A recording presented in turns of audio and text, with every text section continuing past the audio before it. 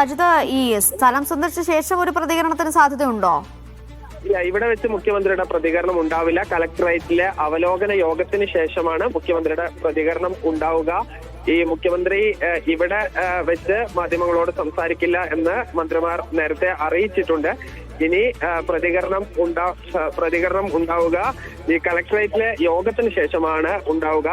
അതിൽ ഇപ്പോൾ എന്തായാലും ഈ പരിശോധനയിൽ പ്രധാന ഊന്നൽ നൽകുന്നത് ഈ കണ്ടെത്താനുള്ള ആളുകളെ കണ്ടെത്തുക എന്നുള്ളതിനാണ്. അത് 5 പേരാണ് ഈ മണ്ണിനടിയിൽ ഉണ്ട് എന്ന് സംശയിക്കുന്നത്. ഒരുപക്ഷെ പുഴയിലൂടെ ഒഴുകിപ്പോയിരിക്കാം, ഇല്ലെങ്കിൽ മണ്ണിനടിയിൽ ഉണ്ടായിരിക്കാം. ഈ വലിയ തോതിലാണ് മണ്ണ് വന്ന് അടിഞ്ഞിരിക്കുന്നത്. നമുക്ക് അറിയാവുന്നതുപോലെ മുണ്ടക്കൈ ദുരന്തത്തിന്റെ അത്ര വ്യാപ്തി ഇല്ലെങ്കിലും മണ്ണ് വലിയ തോതിൽ വന്ന് അടിഞ്ഞിരിക്കുകയാണ്. ഇതിന് കാരണം ഈ നിർമ്മാണ പ്രവർത്തനങ്ങൾ നടത്തുന്ന ഭാഗത്ത് മണ്ണ് ടൺ കണക്കിന് മണ്ണ് കൂട്ടിയിട്ടിരുന്നു.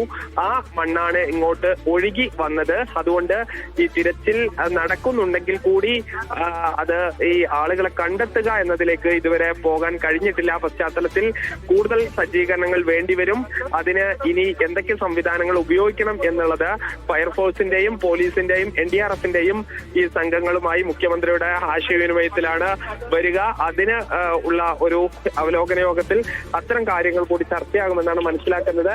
മുഖ്യമന്ത്രി ഇപ്പോഴുള്ളത് ഈ പാലത്തിന് അപ്പുറത്തുള്ള ആ ദുരന്തം നടന്നതിന്റെ തൊട്ട് താഴ്ഭാഗത്താണ്. അവിടെ കാര്യങ്ങൾ നോക്കിക്കാണുകയാണ്. ഈ പാലത്തിന് താഴെ ആണ് ഈ തൊഴിലാളികളെ കൊണ്ടുവന്നിരുന്ന ബസ് ഉള്ളത്.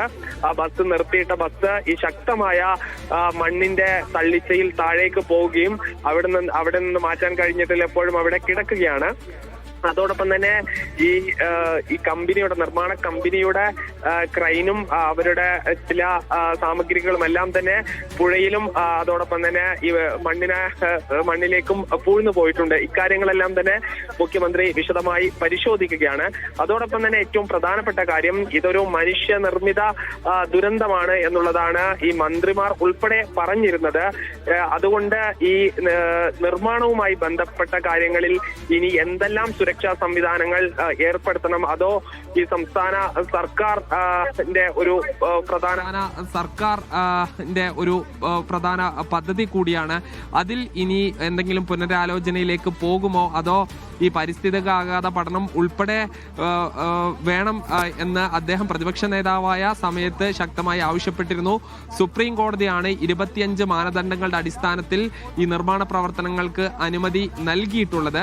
അങ്ങനെ നിർമ്മാണ പ്രവർത്തനങ്ങളുമായി ബന്ധപ്പെട്ട കാര്യങ്ങളിൽ സംസ്ഥാന സർക്കാരിൽ എന്തെങ്കിലും പ്രധാനപ്പെട്ട തീരുമാനങ്ങളിലേക്ക് പോകുമോ, ആ കമ്പനിയുമായി ബന്ധപ്പെട്ട കാര്യങ്ങളിൽ എന്തെങ്കിലും പ്രധാന തീരുമാനം എടുക്കുമോ എന്നെല്ലാം തന്നെ വളരെ പ്രധാനപ്പെട്ടതാണ്. അതിന് ഈ സംഭവ സ്ഥലത്തെത്തി ഈ വിദഗ്ധരായ ആളുകളുമായി സംസാരിക്കുകയാണ്. മന്ത്രിമാർ മാത്രമല്ല, ഈ വിവിധ വകുപ്പുകളിലെ ഉന്നത ഉദ്യോഗസ്ഥർ കൂടിയുണ്ട്. അവർ ഈ കാര്യങ്ങളുടെ എങ്ങനെയാണ് അപകടം ഉണ്ടായത് എന്നും നിലവിലെ സാഹചര്യം എന്താണെന്നും തുരങ്കപാത നിർമ്മാണവുമായി ബന്ധപ്പെട്ട കാര്യങ്ങൾ എന്തെല്ലാമാണെന്ന് മുഖ്യമന്ത്രിക്ക് വിശദീകരിച്ച് നൽകും. ഇതിന്റെ അടിസ്ഥാനത്തിൽ എന്തെങ്കിലും ഒരു തീരുമാനത്തിലേക്ക് പോകുമോ എന്നുള്ളത് കൂടിയും വളരെ പ്രധാനപ്പെട്ടതാണ്.